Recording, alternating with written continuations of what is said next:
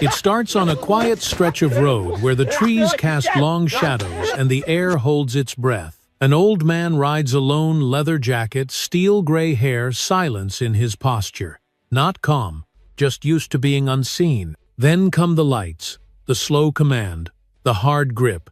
And suddenly he's not a name or a history, just a question no one wants to answer.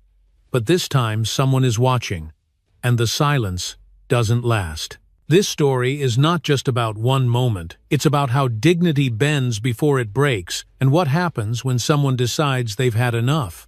Where are you watching from? What time is it right now in your corner of the world? Let us know in the comments and stay with us, because what comes next matters. The sky was still the color of ash when Elliot Wade stepped out onto the porch, the air crisp enough to bite gently at the skin. A thin mist clung to the tops of the trees, and somewhere deep in the woods, a mourning dove called once then went silent. He stood there for a moment in his worn flannel shirt and jeans, hands wrapped around a chipped ceramic mug, steam curling past his knuckles as the scent of dark roast coffee filled the quiet. At 72, Elliot had learned to read mornings like maps. This one was clear, and still the kind that carried no warnings on the surface, only echoes underneath if you listened close enough. He took a long sip, let the heat settle into his chest, and exhaled through his nose like he was preparing for something, though what he couldn't say.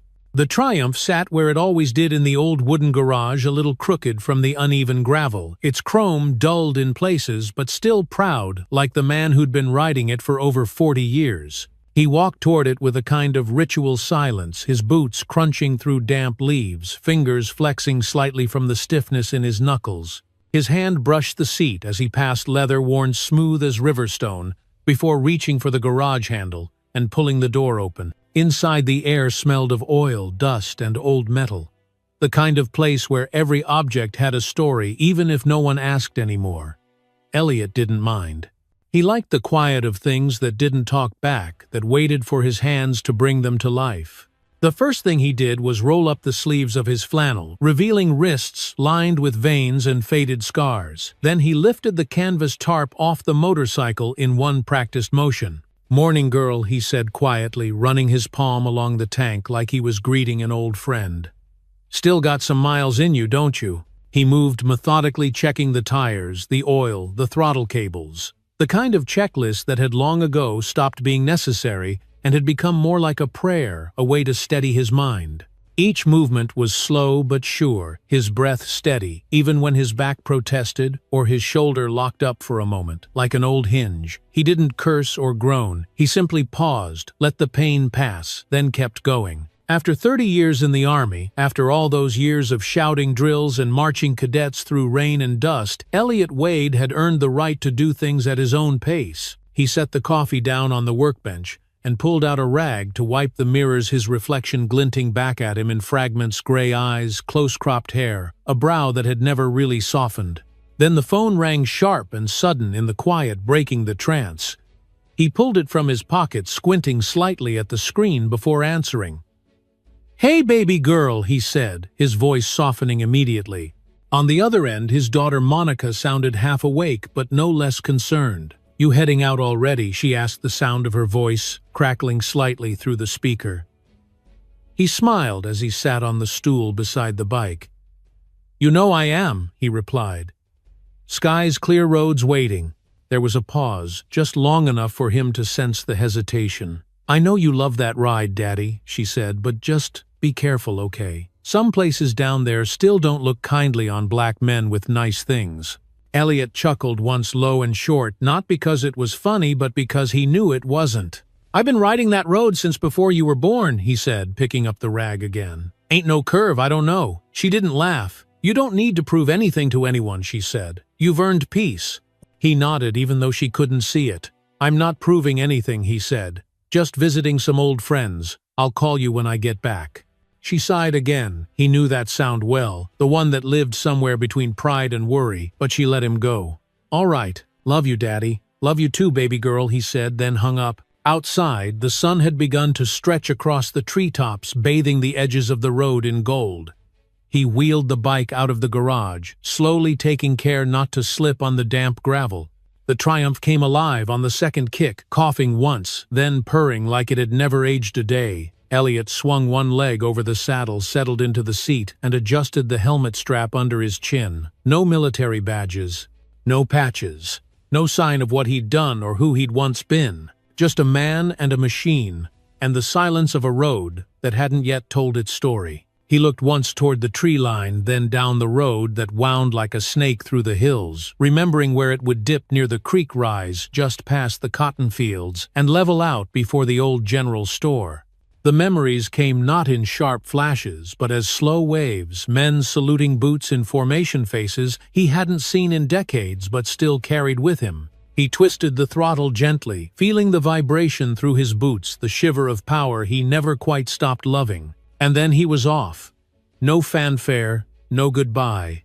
Just the low rumble of an engine slicing through morning stillness and the figure of an old man riding into what should have been another quiet Sunday. Elliot had just passed the last gas station before the two-lane highway bent toward the open hills when the cruiser pulled in behind him, silent and steady. No lights yet, just that unmistakable posture of a vehicle sizing you up. The sound of tires against gravel faded beneath the low hum of his Triumph as he glanced once in the mirror, not nervous, just aware, because men like him had long since learned the difference between being watched and being followed. The road was empty except for the black and white car, and though the morning still held its calm, something in his gut shifted like the weather turning just beyond the horizon. He didn't speed up or slow down, just kept his pace at 45, knowing he was well under the limit, knowing there was nothing about his ride that warranted attention, except maybe the color of the man on it. The cruiser lingered for another mile, then flashed its lights once sharp and sudden like a slap on the shoulder. Elliot eased off the throttle, signaled, and pulled to the side of the road where the grass was cut short, and the air smelled faintly of rain-soaked earth. He flipped the kickstand down, took off his helmet slowly, and waited without turning around posture, upright hands resting calmly on the handlebars like a man who's done this before and knows how not to give anyone an excuse. A car door opened and slammed shut. With a force that wasn't just physical, it carried something else, a tension that came from inside the man stepping out. Officer Trent Callahan was in his late 30s, stocky and tight-jawed, the kind of man whose belt always looked like it was carrying more than just equipment. He approached with heavy strides, hand already resting near his sidearm, eyes locked on Elliot's back like he expected a threat from a 72-year-old who hadn't moved an inch. Behind him, the passenger side door opened with less force, and a younger man stepped out. Deputy Liam Ross, still new to the job, slower in his walk, more cautious in his gaze. "Take off your helmet and keep your hands where I can see them," Callahan said, his voice clipped, and practiced the kind of tone designed to control a situation before it ever needed controlling. Elliot turned his head, slightly nodded once, and said, "Already done, officer," lifting the helmet gently and placing it on the gas tank both hands, then returning to rest in plain sight. He didn't move fast, didn't ask questions. He just waited, because he knew from experience that asking too early, too directly, could shift a man like Callahan from suspicion to anger without warning. Callahan stood in front of the bike, now eyes moving over the chrome, the leather, the clean lines of a machine clearly owned and cared for. "Nice ride," he said, though it didn't sound like a compliment. "Not something I see folks like you riding around here often."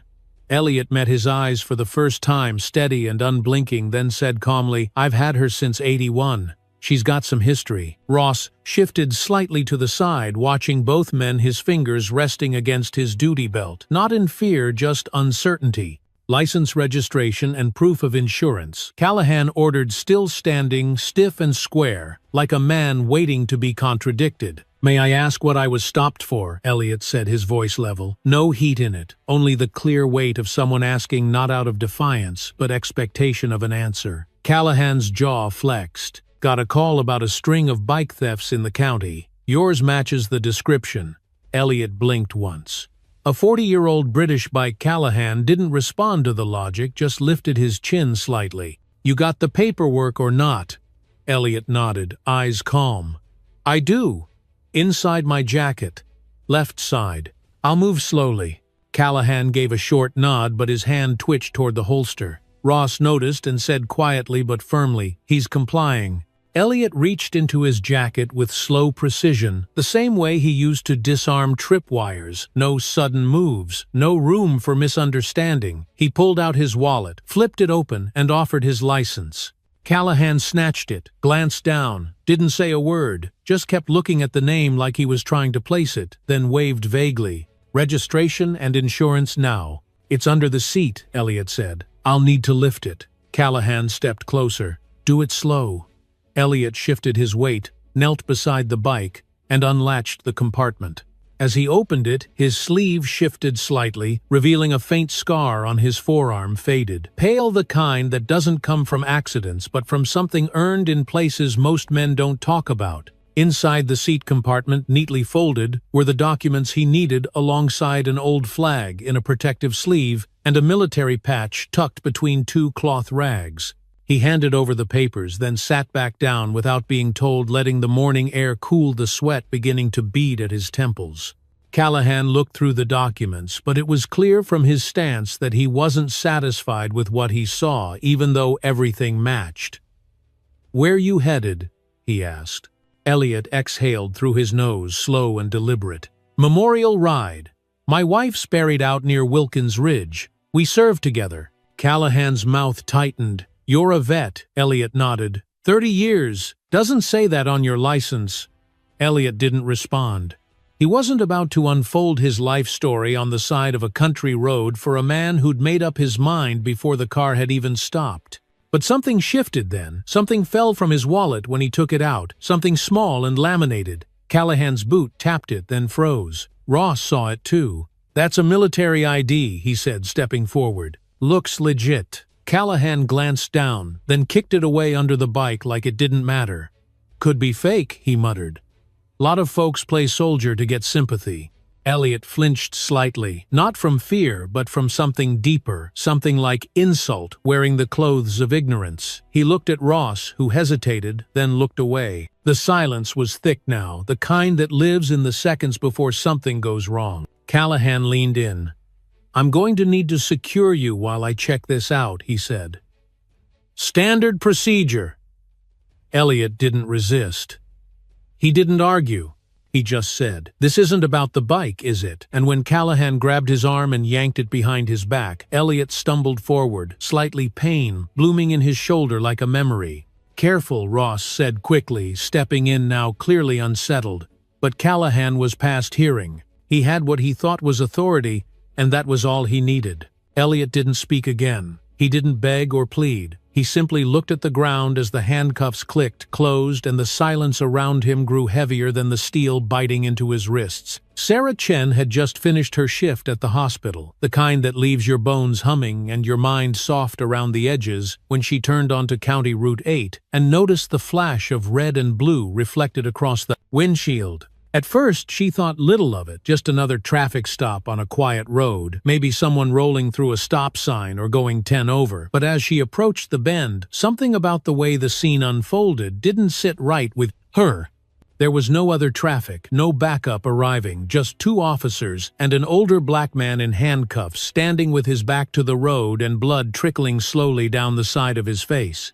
She slowed the car without thinking, pulled to the shoulder, and kept the engine running as she angled herself to see better through the passenger side window. Her fingers hovered over her phone for a second, then unlocked it, not out of drama or instinct, but out of a quiet unease that had settled in her chest like a stone. She didn't need to hear the words to understand the tone. There was tension in the way the older man stood, shoulders squared, but unmoving, the kind of posture that spoke of dignity, clashing against something colder, something that refused to see it. Without saying a word, she angled her phone just so, tilted it slightly to reduce glare, and began recording. The screen framed the 2 officers, one rigid and aggressive, the other hovering near the patrol car like he wasn't sure if he belonged in the frame. The older man stood between them, unmoving now, as the taller officer shoved him again, this time harder until his head hit the cruiser with a soft, sickening thud. Sarah gasped, but didn't move. She knew too well that sometimes bearing witness was the most dangerous and most necessary thing a person could do. "Come on," she whispered to no one, thumb brushing the screen to begin a live broadcast, her voice steady but low, like she was talking to a friend across the table. "This is happening right now.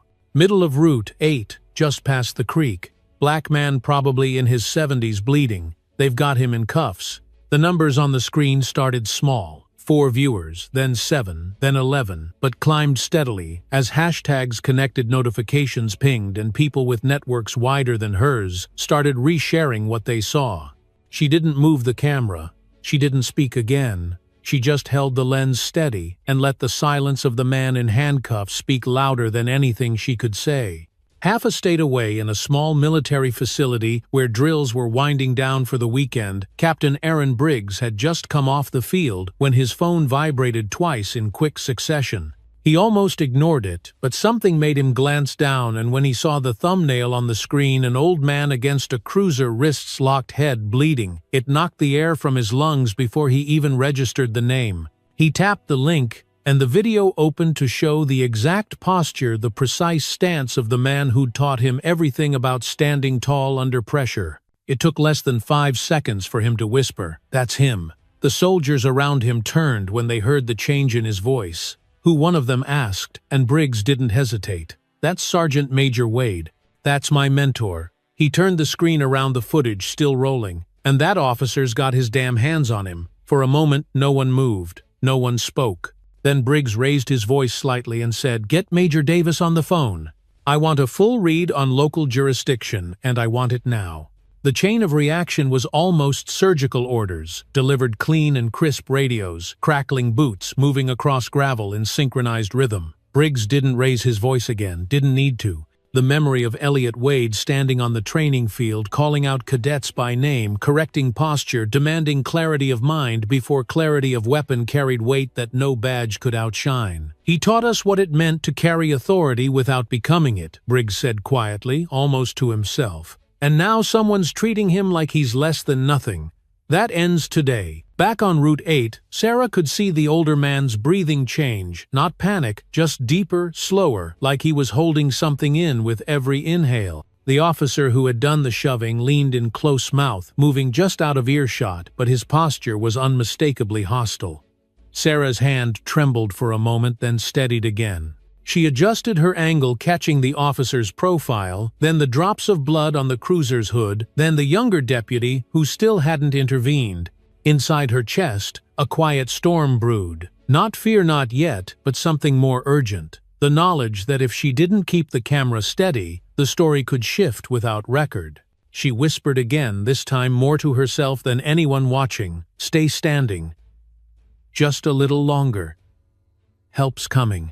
And somewhere behind her, far enough away to be a rumor, came the distant sound of diesel engines, slow, deep, and in formation. She didn't look yet. She just kept filming because the moment hadn't finished speaking, and she knew better than to interrupt a man's dignity in the moment it was being tested. Captain Aaron Briggs stood in the middle of the motor pool with the weight of command pressing against his chest like armor that didn't quite fit anymore, his jaw set and eyes locked on the row of Humvees, lined up like sleeping giants under the gray mid-morning sky. The clip from the live stream had burned into his mind, not just because of what he'd seen, but because of who it was. Elliot Wade standing bloodied and handcuffed beside a patrol car, like he was a stranger to dignity, like the 30 years he gave to this country could be washed away by one man's ignorance in uniform. Briggs didn't need to explain to his team why they were moving out.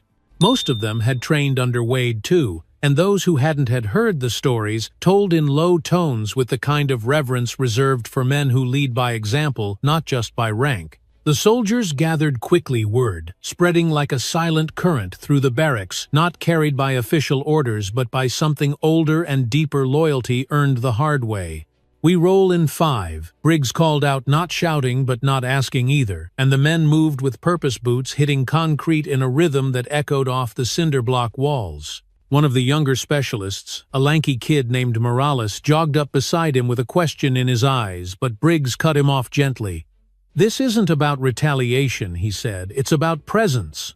We're not there to fight, we're there to stand. Understand?"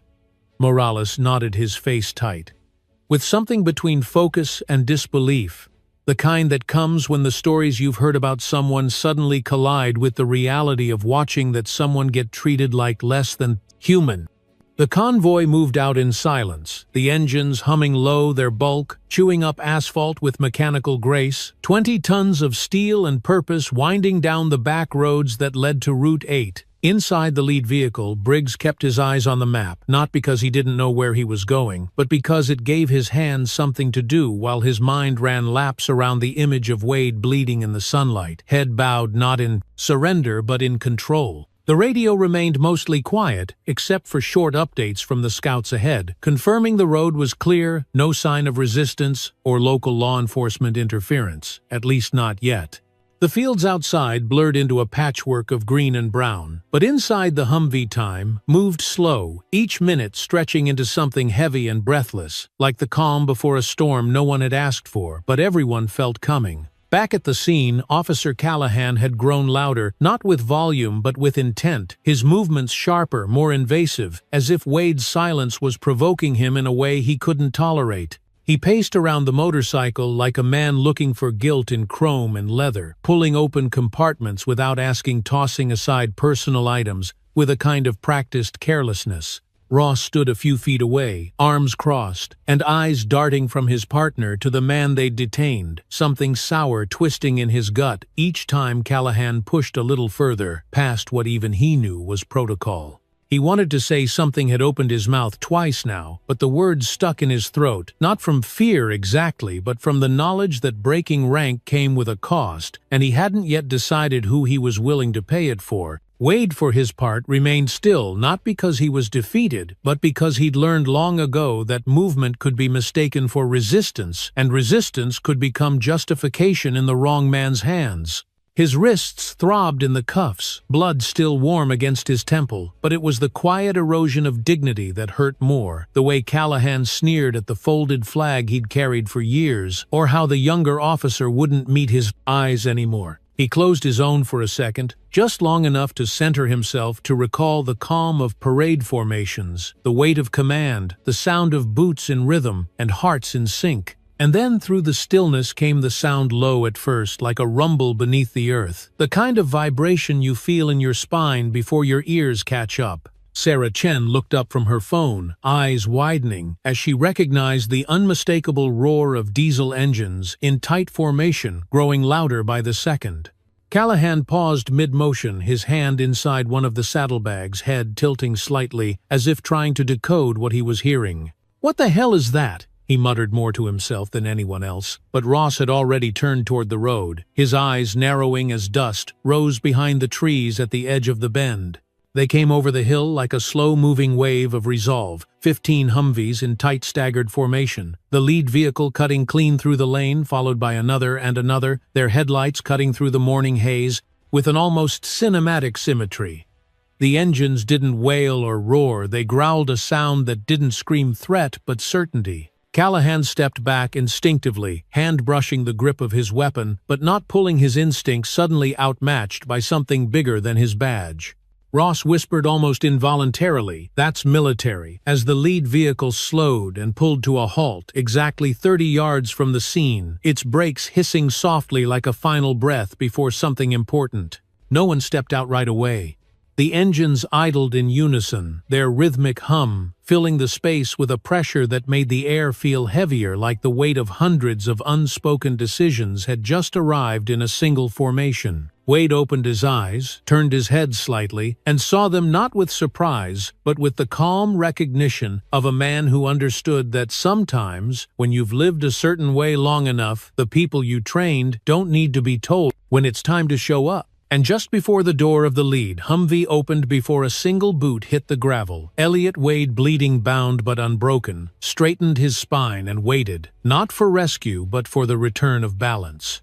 The door of the lead Humvee opened with a low mechanical clunk, the kind of sound that announces not force but finality, and from inside stepped Captain Aaron Briggs' boots, landing on the gravel with deliberate precision, his uniform crisp, his expression unreadable, eyes locked on the man who stood cuffed and bleeding beside a sheriff's cruiser, like he didn't belong to the road he had once taught others to walk with pride. He didn't speak right away. There was no need to fill the moment with words when presence could do the work more cleanly, and behind him, like shadows, sharpening into form, 20 soldiers moved into silent formation, not aggressive, not armed, just aligned and alert, their faces, calm but focused, like a line drawn in the dirt with nothing left to say, except, "We see you." Callahan shifted instinctively his stance, tightening right hand, brushing the edge of his holster again, not drawing, not quite, but the kind of nervous motion that betrayed how completely the script had flipped without warning. He looked at Briggs like a man trying to reassert control through posture alone, but it was clear to everyone present that the ground had shifted under his feet, and no amount of bluster would hold it in place. Ross stood frozen, his eyes bouncing between Briggs-Wade and the slowly tightening arc of soldiers, something loosening in his chest that felt almost like relief, though he didn't know why. Briggs stepped forward until he stood just beyond the patrol car's front bumper, his voice quiet but unwavering. "You're detaining Sergeant Major Elliot Wade," he said, not asking, just naming the fact with a weight that didn't invite contradiction. 30 years U.S. Army, Silver Star, 4 deployments, trainer of thousands. He paused, let the wind rustle the leaves behind him, and added, "And my mentor." Callahan blinked once, trying to shape a response, with a mouth suddenly dry, but no words came, only a sputter that vanished into the tension like steam off hot metal. "This is a police matter," Callahan said, finally grasping for authority, but even he seemed to hear the hollowness of it as it left his lips. "You have no jurisdiction here." Briggs nodded slowly, his expression unreadable, voice steady as he answered, "We're not here for jurisdiction, we're here for clarity. And to ensure a man's dignity doesn't bleed out on the side of a road he paid to protect." His eyes flicked toward Wade, who hadn't moved, hadn't spoken, but who now stood straighter somehow, as if the arrival of those he once shaped had reminded his body of its old geometry. The silence held for a beat too long, stretching into something that felt like judgment, until Sarah Chen stepped out of her car phone, still recording, her voice calm but firm. "Thousands of people are watching this," she said, "and they know who he is now." Her words didn't carry threat, only fact, and the sound of them seemed to slice through whatever illusion of control Callahan had left. "Unlock the cuffs," Briggs said, turning back to Callahan, not a demand, but a command delivered without edge, because edge wasn't needed when history was already standing in the room beside you. Callahan hesitated long enough to betray the tug-of-war happening inside him, but eventually reached for his keyring with fingers that weren't quite steady. He stepped behind Wade, inserted the key, and the metallic click of the cuffs unlocking echoed louder than it should have, like the release of a knot that had been too tight for too long. Wade brought his arms forward, slowly rotating his wrists once, twice, blood crusted at the edges of the abrasions, but his expression didn't change. He didn't thank anyone. He didn't speak. He just breathed in deeply, like a man remembering what it felt like to have space around his ribs again. Briggs stepped beside him, then not touching, just standing close enough that their shoulders nearly aligned. "You all right, sir?" he asked quietly. Wade nodded once. "I'm standing. That's enough for now." Behind them, Ross approached slowly, guilt written all over his face, hands open at his sides like he didn't know what to do with them anymore. "I should have stopped it," he said, voice low. "I knew it wasn't right." Wade turned to him, expression calm but direct. "Knowing isn't enough," he replied.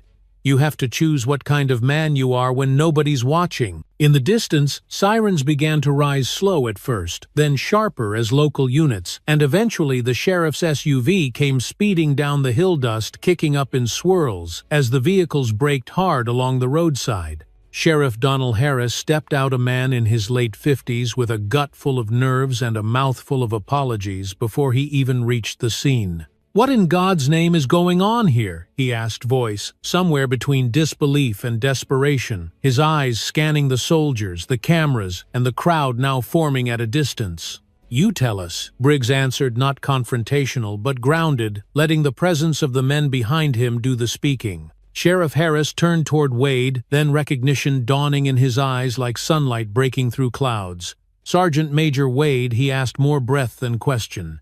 Wade nodded once, and the sheriff's face folded in on itself like something heavy had dropped behind his ribs. "Jesus," he whispered. "I didn't know. I didn't—" "But he did," Sarah Chen said, raising her phone slightly, catching Callahan in the frame. He looked at him, and he still didn't see him. The sheriff glanced at her, then at Callahan, who had taken 3 full steps backward and now stood half-shadowed by the open door of his cruiser, silent as a man realizing too late that the ground he stood on had always been made of sand. Sheriff Harris turned back to Wade, swallowed hard, and said, "You have my apology. We'll make this right." Wade looked at him for a long moment, then said, "Start by doing more than apologizing when a camera's running." He didn't raise his voice. He didn't need to. Because truth, when it's lived, doesn't shout, it simply refuses to flinch.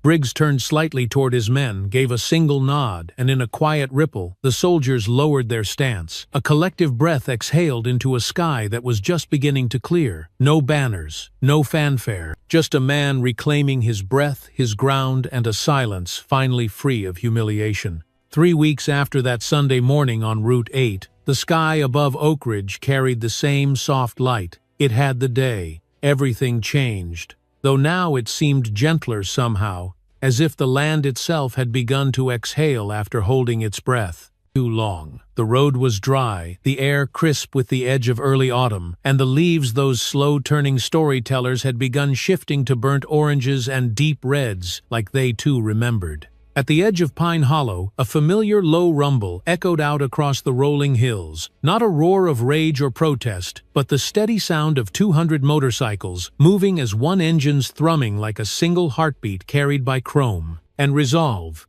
Elliott Wade sat atop his Triumph, the same bike they'd tried to make him dismount with force and assumption, now cleaned, tuned, and shining faintly in the morning light.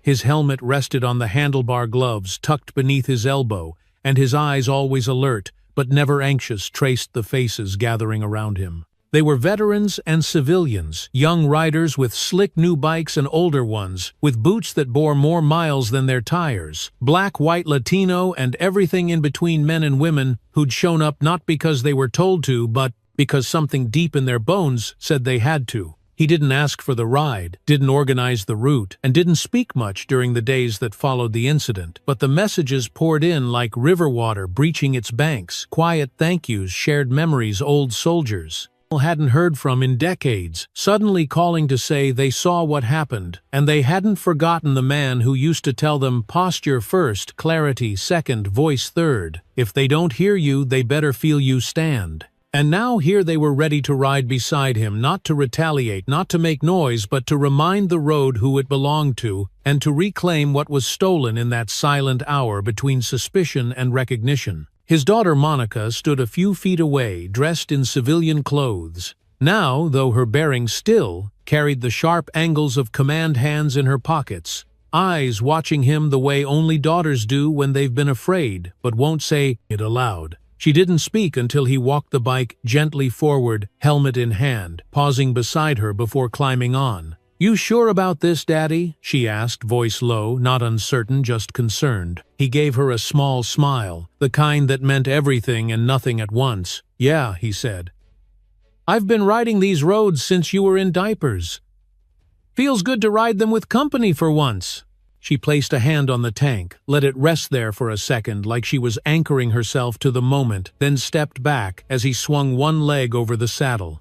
The Triumph kicked to life with that familiar low growl, the kind that doesn't demand attention but commands it anyway, and slowly, without signal or speech, the riders began to move 2 by 2 down the hill and toward Route 8. As they approached the intersection near the creek, the place where he'd been pulled over, cuffed and pressed against cold metal, no one pointed, no one cheered, and no one stopped.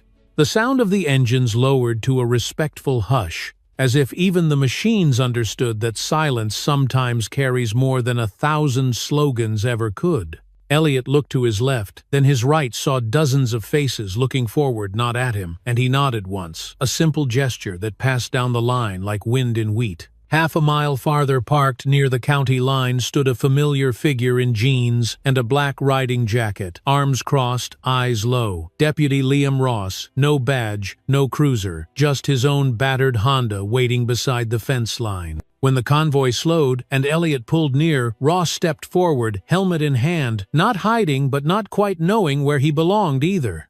Elliott Brake gently lifted his visor and looked at the younger man without judgment, just long enough for Ross to speak first. "I came to say I'm sorry," Ross said, voice steady but quiet, "for not stepping in sooner, for staying silent when I knew better." Elliot let the moment breathe before answering, his voice calm but rooted. "Apologies are cheap if you don't do something with them," he said. "You show up, that's a start." Ross nodded, his throat working once, then extended his hand not as a gesture of closure but as a beginning. Elliot shook it firmly, then offered a second nod. "Ride with us," he said simply. "Not in front, not behind, just in line." Ross nodded again, mounted his bike, and joined the column as it continued east. By the time they reached the town square, folks had gathered quietly. Families with lawn chairs, teenagers with phones, elders with folded arms and knowing eyes. And when Elliot and the riders passed, no one cheered but many stood. An old man saluted.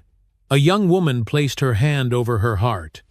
No spectacle, no flash, just the raw, quiet language of respect when it's finally been earned back the hard way. Later that afternoon, Elliot sat under the oak tree behind his house, boots off, feet in the grass, a glass of iced tea sweating on the table beside him. Monica sat nearby, flipping through photos people had sent from the ride, her face softening with each image. "You know you didn't have to forgive him," she said at one point, not accusing, just reflecting. Elliot looked at the horizon, where the sun was beginning to melt behind the ridge, and said, "Forgiveness isn't for them. It's how we decide whether today carries yesterday's weight or tomorrow's hope." She smiled at that, half proud, half resigned, and leaned back in her chair, the sounds of the cicadas rising like applause in the trees.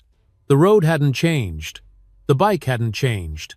But something in the way Elliot Wade now moved through the world had firmer, freer, not louder, just harder to ignore.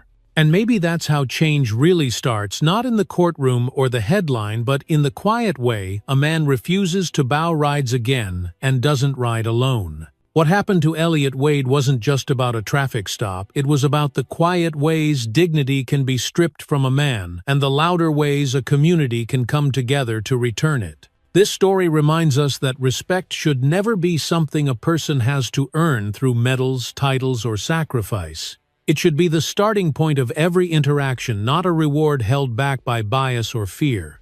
Elliot didn't fight back with anger, but with silence, composure, and the weight of a life lived in service to others. And in that silence, others found their voice: soldiers, neighbors, strangers, and even those who once stood by doing nothing. We learned that real strength doesn't always look like shouting or pushing back. It can look like standing tall while being handcuffed, or shaking the hand of the man who failed to protect you. And we're reminded that accountability doesn't just belong in courtrooms, it belongs in everyday choices, from the way we treat each other to the courage we show when we choose to speak up. If this story moved you, if it reminded you of the value of quiet courage, of service, of standing for something bigger than yourself, then please take a moment to like this video, share it with someone who needs to hear it, and subscribe to our channel for more stories like this one. Because sometimes the most powerful change begins not with a bang, but with the steady sound of wheels on a road, and a man who refuses to stop riding forward.